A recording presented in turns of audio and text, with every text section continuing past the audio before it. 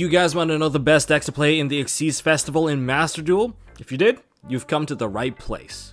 Hey everybody, this is Tombox, and welcome to the channel, and I'm going to be giving you guys my top 10 picks for the XYZ Festival. Now, I'm just an old school player that's played the meta since like 2007 and never left, so I can kind of consolidate most of the information about XYZ only decks and share it with you guys. Assuming that's the rule for the XYZ Festival, where we can't play with synchros, fusions, or anything like that except for XYZ in the extra deck, that's fine. I'm going to give you guys everything, and also I'll give you guys the deck list for every deck that I'm going to mention in this video. So may I kindly ask you guys to hit that like button and subscribe button if you guys want to see more stuff from MST.TV covering Master Duel, or if you want to see the other guy, Nishi, talk about how to save some money in your wallet about Yu-Gi-Oh! Well, smash that subscribe button, and let's get to it. At number 10, we have rank 10 trains. Just because it's number 10 on the entry doesn't mean it's bad. These are the top 10 picks after all. There's a lot of other decks that are just sinking below the garbage. So, this is a really powerful deck. It's an aggro deck that's capable of dealing 8,000 damage very, very easily by simply just using 2 level 10 monster. Luckily for this deck, it's really easy to summon out level 10 monsters because they kind of special summon out for free, or you can normal summon them and they kind of tag along. And with the 2, they go into Gustav Max to burn you, and then they switch it over by overlaying on top into Libe, and Libe can just hit you for 6,000. 2,000 plus 6,000, if I'm doing the math correctly, that's 8,000 alone, making it a really solid choice to go second when you win the coin flip. But even if you fail the coin flip, well, that's fine. Your opponent's probably gonna make you go second anyway, because that's just how the game goes. Going first has a lot more advantage for most other decks. Now, this isn't just like going second deck only. You can definitely go first. If you gotta go first, you gotta hold the board. Unfortunately, you don't have the best entries for controlling your opponent, except for a little bit of Machina Citadel. That's going to be able to pop your opponent's board, but that becomes predictable because that's like kind of a one-trick pony deal. But it's still very powerful, and if you do go second, you can play big board breakers and then punch your opponent for game. At number 9, we have the icon of XYZ summoning, Utopia. More specifically, Utopia Dragner, because it's the number toolbox deck where you can summon any number monster from your extra deck by detaching a material from Utopia Dragner. Although it might seem scary, it's a rank 12. How do I summon it? You can quite easily summon into it because it carries the Utopia name through Utopia Double, or you can even summon into it using the proper rank up magic, Hyper Rank Up Magic Utopia Force, and that will get you straight to that particular monster. It's very easy to get there. Ideally, you want the Zexal field on the field so that you can attach materials to whatever it summons, as whatever it summons out doesn't, come with materials, batteries not included. So what you gotta do is load them up with material, but not all monsters need batteries. A Hope Harbinger can absorb spells without it. Stealth Kraken can activate and pop cards without it as well, so that's why there's also monsters that don't require it. But if you're going to be building a board to go first, then you probably want to put a Ultimate Leo Utopia Ray and put a material under it just so that you can get the proper equip of the Zexal weapon. And now you have the proper double negation from there, and then if you pair it with your Hope Harbinger, now you have monster and spell negation, as well as very big monsters on the field, so your opponent is automatically feeling threatened the turn right after. But if you're going to be going on the aggression, well, there's also Draglubian, Heart Earth Dragon, and with Draglubian, what that means is you have Numeron Dragon Axis, and with Numeron Dragon Axis, Utopia Dragon is a rank 12, so you're getting at least 13,000 damage in. That's a lot of damage, and this is a rank 4 spam deck in terms of its core engine, so you are able to summon out level 4s non-stop, and luckily Utopia and Utopia Double, they're kind of within that package. So yeah, you could definitely consider this one if you're a fan of, Yuma. Number 8, we have Lyrilusk. This is an aggro and stall build available for you guys to play. In terms of its aggression, although most monsters don't have any attack points, it can reflect a ton of damage through Recital Starling, and the direct attacks coming from the Assembled Nightingale can usually go for lethal now, especially if you play the Bird Sanctuary to attach a ton of materials. If you get 7 materials on this bird, it's instant game, and no matter what monster you have on the field, that's not going to protect you anymore. If you get the Psychic Blade attached to it, however, it only needs 3 materials as long as one of them is the yellow bird. Now it can swing directly to the face for 28 3 times, and that's another way to end your board. Now, in terms of control, it can definitely maintain a little bit through the use of Zeus board wiping you. With the direct attack, it's going to be super easy. The ability to stack materials under it, you can expect that Zeus to activate maybe 2 to 3 times, making it very hard to establish a foothold on the field once that's already established. And on top of that, they also have Utopic Draco Future. future to get some monster negation action, since everything is level 1. So don't underestimate this deck. By summoning a monster, you could be actually leading into your own death, even if it's in defense position, because Recital starting crashing into your monster is going to be one of the most fun things that they can do.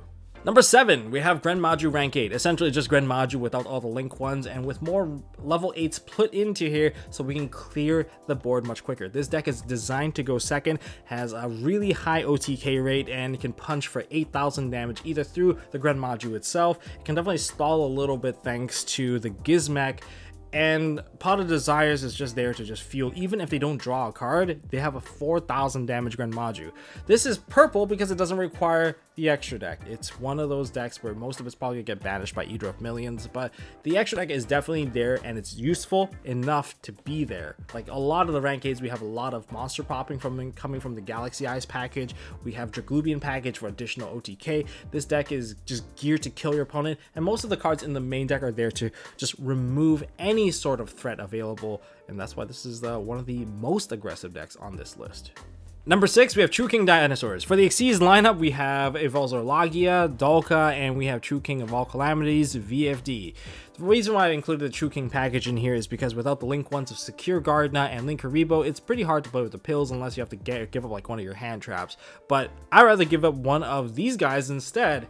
So giving up the True King monsters, they're worms, that's okay. And with 2 worms, you can make it rank 9, and rank 9 you have VFD. VFD means your opponent cannot play Yu-Gi-Oh, and that's what I'm all about. But on top of that, Lithosagem is actually one of the more fantastic, the True King monsters, thanks to the ability to pop an Earth monster and summon itself out.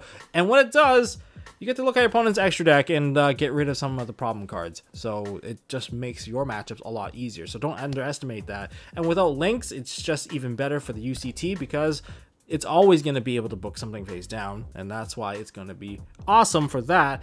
But also the Lost World token is going to not be linked off anymore, so making targeting also very difficult. Like think about how you would clear that Lost World token. You tell me, and leave it down in the comments section.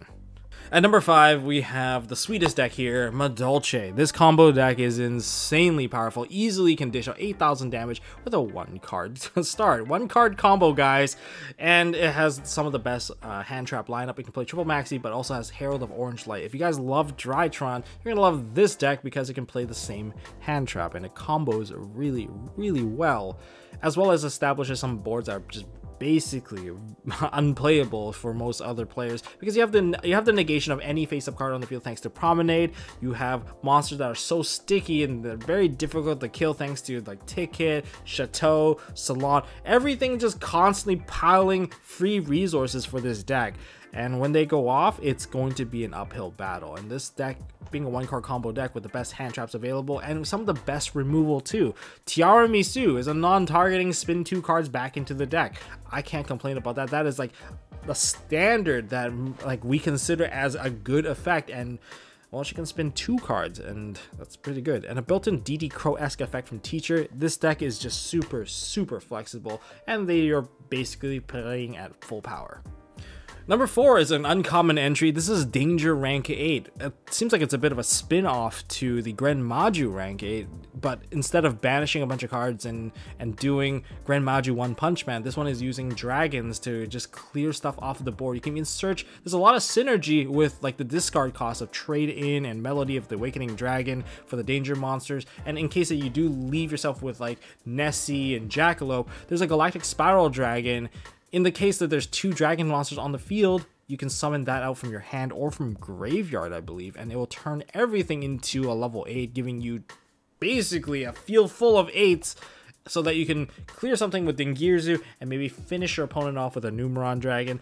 It seems like this is going to be one of those aggro decks that I'm probably not looking forward to facing off, especially if I win the coin flip. At number 3, we have Shark Xyz, the Water Xyz Frank 4 spam. 1-card combo to get it all set up. You can go for it a Beautiful, or if you have the Buzzsaw Shark, summon the Buzzsaw Shark. Buzzsaw Shark summons out the right-hand shark, and this deck has pretty strong recurring recovery as well. So what does it do? It summons out Bahamut Shark into Totally Awesome, so that's your control. This deck would have been higher if you had more Totally Awesome, because this deck can summon out 2 to 3 Totally Awesomes if you give it the chance. And this is also why Paleo Frogs isn't in here, because there's well, there's only one toad. That's really unfortunate. But another key monster here is going to be the Stealth Kraken that converts everything into water, and its effect is to pop water monsters and burn them. So that's why this is actually really key here. And on top of that, if you kill the Stealth Kraken, it summons out the Stealth Kraken spawn, and the Stealth Kraken spawn can summon back the Stealth Kraken. It's just an endless loop of watery fun. And in that watery fun, you can also waterlock your opponent with Gozen Match, because since your Stealth Kraken converts everything into water, when your opponent summons out a monster that's not water, and then you convert it to water, and then you Gozen them, they're now stuck summoning out water monster. And if you know that their deck cannot possess any more water monsters, they cannot summon anything, and you can take your sweet time to take your opponent out. This is one of my favorite decks in the modern TCG, and yeah, even in here, you can definitely give it a try. Okay, I don't want to talk too long for number 2. It's going to be Eldritch. This is rank 5 and 10 Eldritch. All of trap monsters are level 5. All the Eldritches, they're level 10, so it's rank 5 and 10 Eldritch. And they already kill you with Leeb, so they're kind of like rank 10 trains with just a ton of traps and can play Skill Drain.